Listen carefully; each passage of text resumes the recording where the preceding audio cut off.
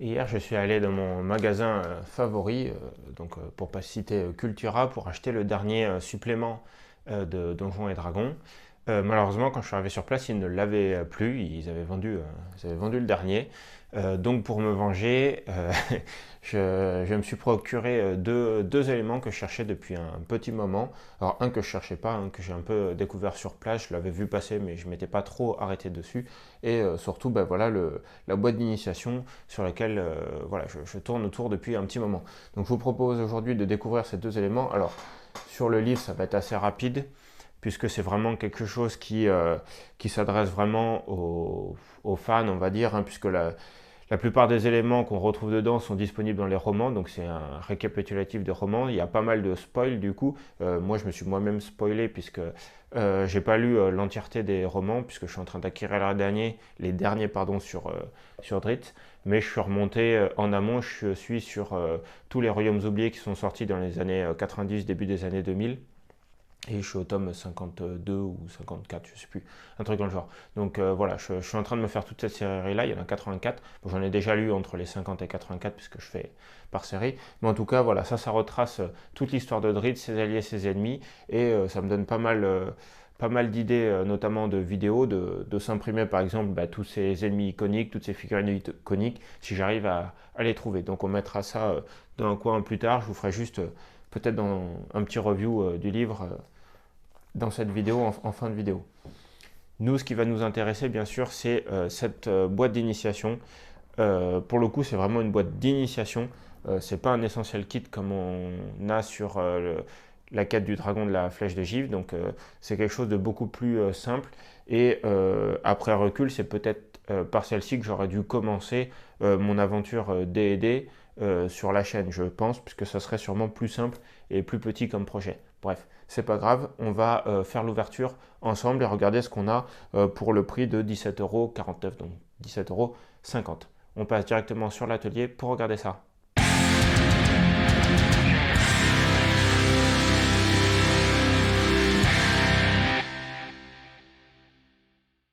Nous voici donc sur l'atelier, donc voilà la boîte d'initiation. Donc le packaging, bah, moi j'adore hein, toujours ces boîtes-là, très colorées, ça donne vraiment envie de jouer. En plus, bah, ils ont mis la thématique encore sur un dragon, ce qui fait qu'on aura un dragon blanc d'un côté, un dragon bleu de ce côté-là, donc c'est assez cool. Donc 17,50 €, je suis assez surpris. Il me semble que l'autre j'ai payé plus cher. Alors après, il y a moins sûrement d'éléments dedans, hein. C'est plus petit, c'est un kit d'initiation. Encore une fois, c'est pour découvrir le jeu. Donc ça se veut abordable pour attirer les nouveaux joueurs. Derrière, il nous présente un peu ce qu'on va avoir dedans. Donc bah, a priori, des dés, un petit fascicule, des fiches de personnages pré-tirées pour le coup, et sûrement un écran, je suppose. Même pas. Il parle pas d'écran de jeu. Donc on va regarder tout ça maintenant.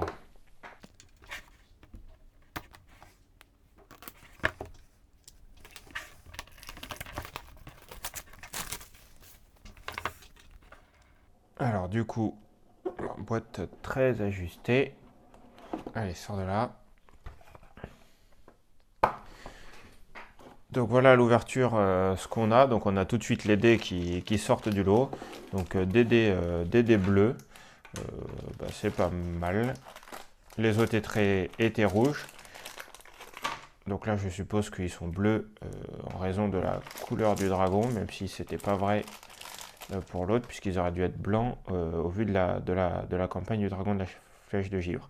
En tout cas, des dés bleus, donc le set classique, on a un dé de chaque, peut-être un peu léger, puisque le système de la 5e édition utilise quand même beaucoup de double dés 20, et avoir un seul dé 6, c'est peut-être un peu radin.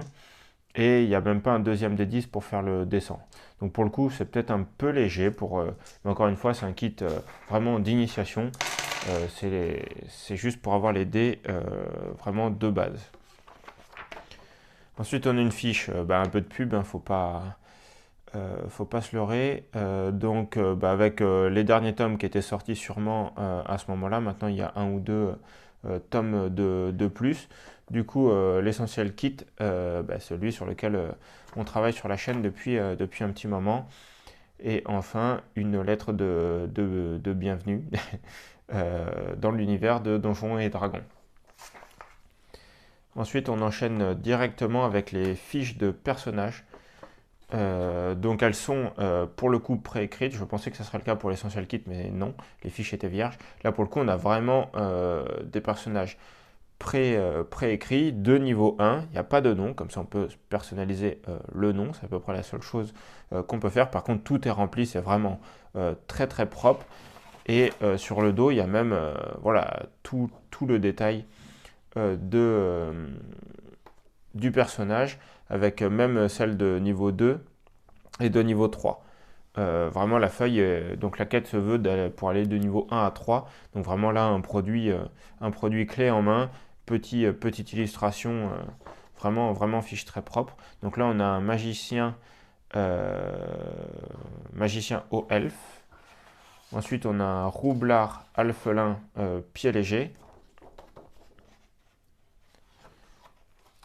Ensuite, on a un nain des collines claires.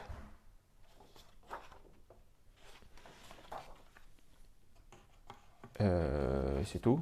Ah non, les autres sont après. C'est un peu original. Ensuite, on a un paladin humain. Wow.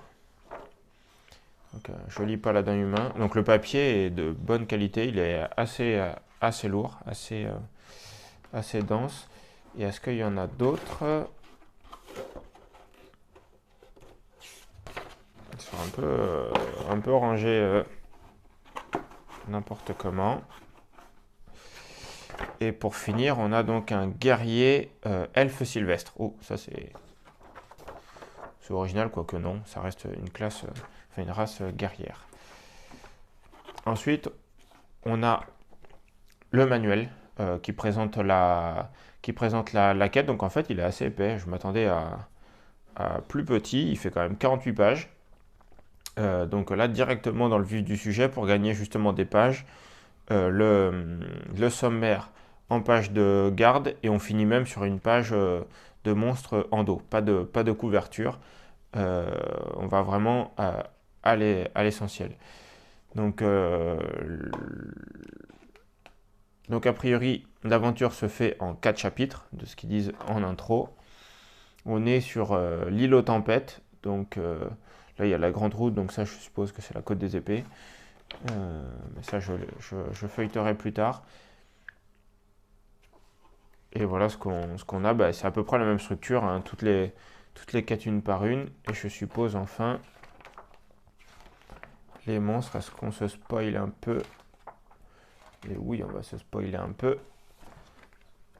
Alors, on a un dragonnet bleu. Bon, je suppose que c'est le sujet. On a même un petit dragonnet de bronze, ça c'est cool. Et on a un dragon de bronze adulte. Donc déjà, trois dragons présentés en entrée de gamme. Ghoul, une guivre, un petit tibours, harpie, des kobolds, des myconides. Donc ça, moi j'adore les champignons. Une pieuvre serviteur des sports, Sinessa. Là, ça commence à être pas mal. Pieuvre, serpent de feu, strige, de nouveau des champignons et quelques zombies et un Varnot, qui est un capitaine mercenaire. Après, donc un bestiaire assez restreint, mais parfait pour commencer. J'ai très peu finalement de ces figurines. J'ai que le e-bourse. Donc très envie de peindre l'ensemble de ces figurines et de regarder un peu ce qu'il peut y avoir après comme donjon. Là, il y a une épave de bateau, donc ça pourrait être cool à faire. Là, il y a une grotte, donc bah, ça tombe bien.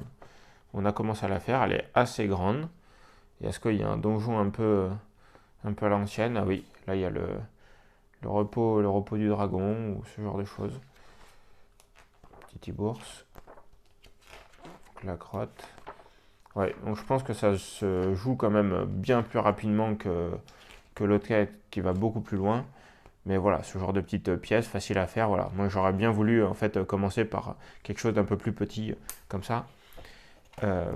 pour la chaîne et même pour moi, pour m'équiper petit à petit. Ensuite, un livre des règles. Donc le coffret se veut autonome, pas besoin d'acheter les 3 livres de base. Donc les fiches sont faites, donc pas besoin du manuel des joueurs. Les sorts sont pré-tirés. Il y a les monstres, donc pas besoin du manuel du monstre. Il y a les livres de règles pour suivre. Ça, je pense que c'est plutôt pour le MJ globalement, pour qu'il puisse guider ses nouveaux joueurs. Ensuite, qu'est-ce qu'on a? On a quelque chose de cartonné. Sort de là. Ah bah non, c'est tout. C'est la fin de la boîte. Donc c'est une boîte très, très épaisse, mais il y a un faux fond dedans. Donc on a fait l'ensemble voilà, du kit. Donc bon, je comprends du coup que ça soit un peu moins cher que l'autre kit essentiel. Il y a moins de choses, mais globalement il y a quand même de quoi commencer et de quoi intégrer même ces missions-là dans des quêtes annexes. On va faire un petit débrief. Moi je vais feuilleter peut-être un peu ça pour vous faire un petit retour dans le débrief, et je vais également vous faire un focus sur les éléments de près pour que vous ayez une meilleure visibilité. Petite conclusion rapide. Alors j'ai toujours du mal à être objectif moi sur ce genre de contenu, puisque je suis assez fan de l'univers de Donjons et Dragons et des Royaumes Oubliés. Donc c'est plutôt un avis subjectif, donc c'est ce que je pense moi.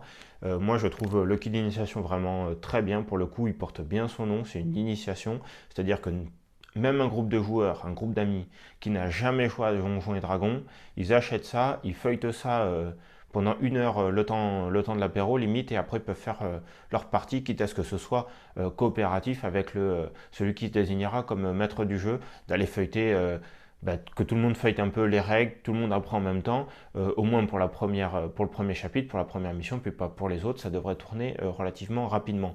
Honnêtement, c'est presque de la taille. Alors, c'est pas un one shot, mais je pense que c'est 2-3 petites sessions, quoi. En gros, peut-être une session par chapitre, sauf ceux qui font vraiment des grosses sessions. Mais en tout cas, c'est vraiment quelque chose de rapide et d'agréable à jouer. Concernant le roman, le guide officiel des Royaumes Oubliés, donc voilà, je vous ai fait quelques focus sur quelques pages pour que vous voyez la qualité du document. Je n'en parlerai pas forcément plus que ça, c'est vraiment voilà, un récapitulatif des dates. Donc moi ça j'adore parce que j'ai du mal à retenir les dates, j'aime bien les frises chronologiques.